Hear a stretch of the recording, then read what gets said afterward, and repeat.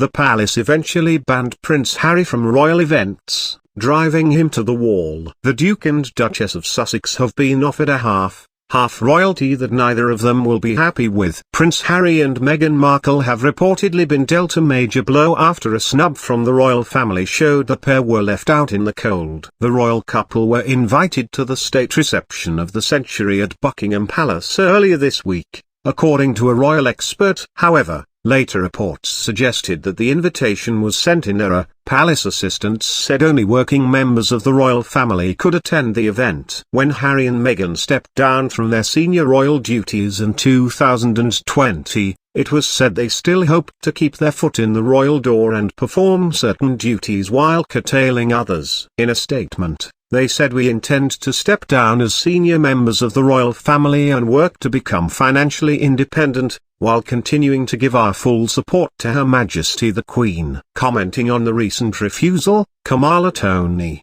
associate editor of The Telegraph, said it shows they have discretion when it comes to family occasions, but when it comes to major events involving world leaders, they really are out there. Not being on the 10-person guest list for one of the greatest palace powers in living memory, despite being hosted by Harry's father and stepmother, rather highlights the reality that they are very outside-in looking. Indeed, even the nature of the last-minute refusal suggests that communications between the palace and their former directors aren't what they used to be. The foreign policy analyst and former advisor to Margaret Thatcher also said it sent a clear message to the Sussexes. He wrote in a post on Twitter that Harry and Meghan recognise the monarchy is still calling the shots. A source close to the Sussexes said the royal couple have been doing all they can in the aftermath of the Queen's death. They told The Telegraph they had done what they could. They showed up, they smiled, shook hands, whatever was asked. Prince Andrew will also not attend the palace event as a non-working royal. Like his uncle, Prince Harry has also worn civilian clothes at most official events in the Queen's life. He was stripped of his military titles after he gave up life as a working king and moved to the United States. However,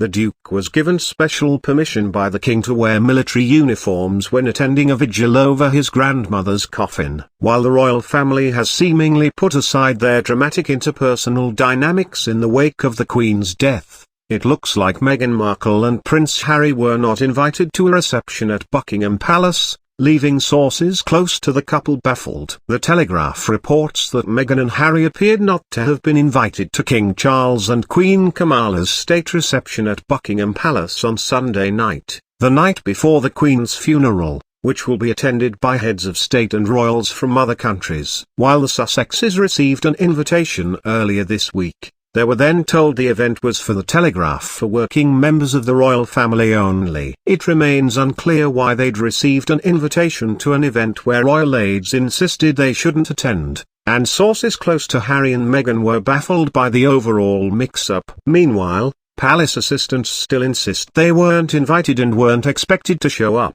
Apparently, the reception is expected to be a low-key affair, and guests are asked to wear lounge suits or morning clothes. When having drinks and canapé tilde copyright S. They are greeted by Prince William and Kate Middleton, as well as Princess Anne, Prince Edward and Sophie, Countess of Wessex. Edward,